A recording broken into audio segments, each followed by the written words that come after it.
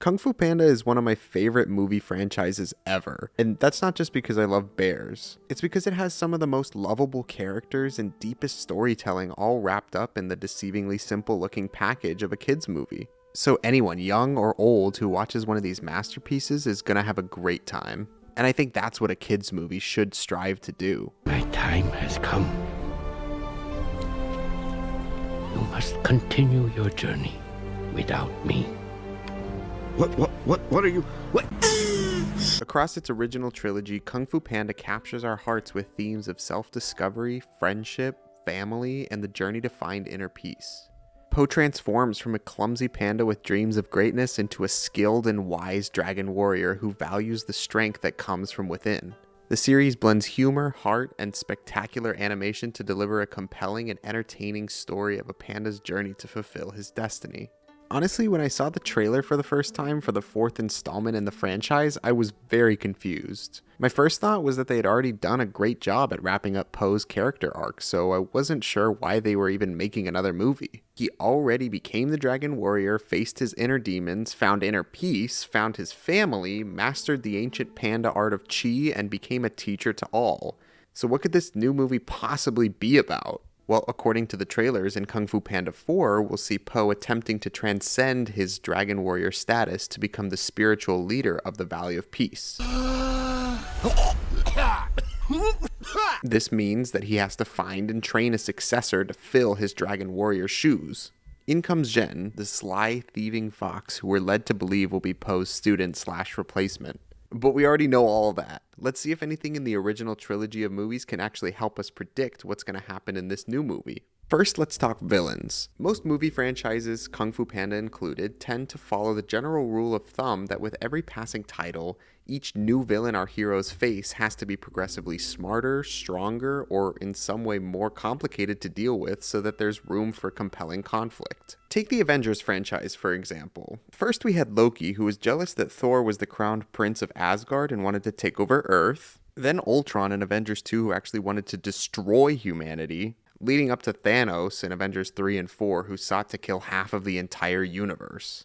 They were successfully ramping up the stakes in these movies so that we felt the need to go watch the newest movie. So I think it's safe to assume that our main villain in Kung Fu Panda 4, the Chameleon, will be the strongest and potentially smartest villain we see Po face, especially when considering that Po is now years into being the Dragon Warrior and has mastered Kung Fu, inner peace, and Chi. We would expect him to be facing his most formidable foe yet. Throughout the past 3 movies, the writers have been showing us how and why Po is destined to be the most well-rounded and skilled Kung Fu master, and they do this in a very interesting way. So far, all 3 movies have seemed to pretty closely follow the idea that there are 4 main areas of personal development to focus on when attempting to become a truly well-rounded person, those being one's body, heart, spirit, and one's mind. The first movie was mostly focused on Po's body and how he's the exact opposite of what everyone thought the Dragon Warrior would look like. He's a panda. You're a panda. What are you gonna do, big guy? Sit on me? Po not only manages to overcome his physical shortcomings, but he utilizes them to his advantage offensively and defensively in his own unique kung fu style. In the second movie, Po finds inner peace through coming to terms with his tragic past and getting his heart in the right place so as to find balance within himself. And in the third movie, Po connects with his panda roots in order to master Chi, balance his soul, and become the living embodiment of yin and yang. So we've seen body, heart, spirit, and what's left?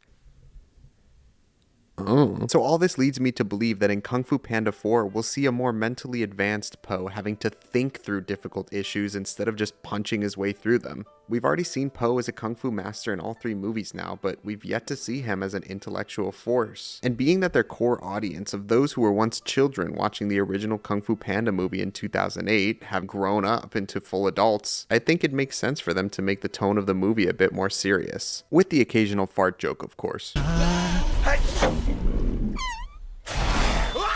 That's great and all, but what about FoxKwafina? What does she have to bring to the story? Could she possess something that inevitably will help Po in his journey of mental growth or his fight against Chameleon? My guess is probably not, no. I think Zhen is a complete red herring thrown into all the trailers to subvert our expectations, making us think we're going to get a buddy cop movie about Po's training days. Or at least I hope not, because I think that would be a complete cop-out if they did that. In actuality, I think she'll be in cahoots with the chameleon and will try to screw over Po in some major way in an attempt to try and get out of some trouble she created for herself as a notorious thief in the big city. And as Po faces these harsh realities, he'll find himself reassessing his values, questioning his blind trust in others, and grappling with significant decisions regarding the best candidate to inherit the title of the Dragon Warrior. Another theory that I've been seeing a lot of people talk about is how Shifu may die in this one, but considering the five are supposedly not playing huge roles in this movie, I doubt they would throw our favorite red panda under the bus like that. But I think we'll see someone even more important to Po get taken away, like his adopted father, Mr. Ping, forcing Po to quickly learn some tough lessons or make a difficult decision for the greater good of the many over the few, or the goose.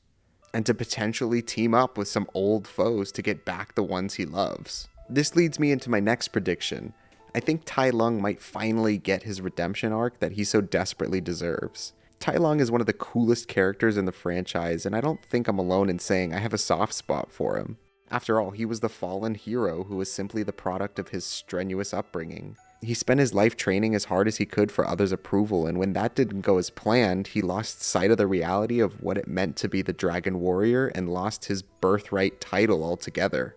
And given that we see him make an appearance in this new trailer, I hope they show him having grown after his defeat in battle with Po and make the big twist of the movie that he's finally earned the Dragon Warrior title. I mean, his name in Chinese means Great Dragon, for God's sake. But I'm not just pulling this theory out of my noodle cart. There's some real evidence within the movies and in the trailer to point us in this direction. We can see Dreamworks' use of different colors to show the chi of the good guys versus the bad guys. They use a green glow to show the chi of the bad guys, like here with Kai in the third movie. But an orange gold glow is always used to show the chi of the good guys. In the new trailer, we can see Tai Lung's chi being pulled out of him in that same good guy orange gold glow. Now, I do know that some companies have been known to doctor trailers to mislead people, but I think they might have actually left this in intentionally for keen-eyed viewers to spot. So those were some of my predictions for Kung Fu Panda 4, but I want to hear some of your predictions down in the comments and what you thought of the ones that I presented.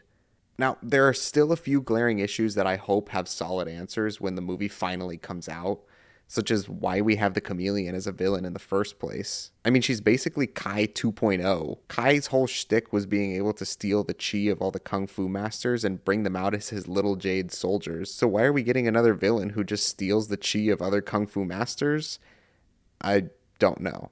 I hope this isn't just some huge oversight or laziness on DreamWorks' part, but considering we've had to wait 8 years since Kung Fu Panda 3 came out, there would be rioting in the streets if they took too many shortcuts with this movie. So for the sake of DreamWorks and my local Urban Outfitters, I hope they don't do that.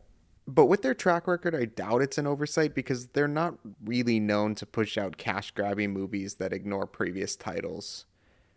Well, for the most part. So if they can manage to stick to a more mature theme of mental growth and focus on showing Po making hard decisions and sacrifices for the greater good, truly showing him as the hero, I think this movie just might land itself a score worthy of being amongst its siblings.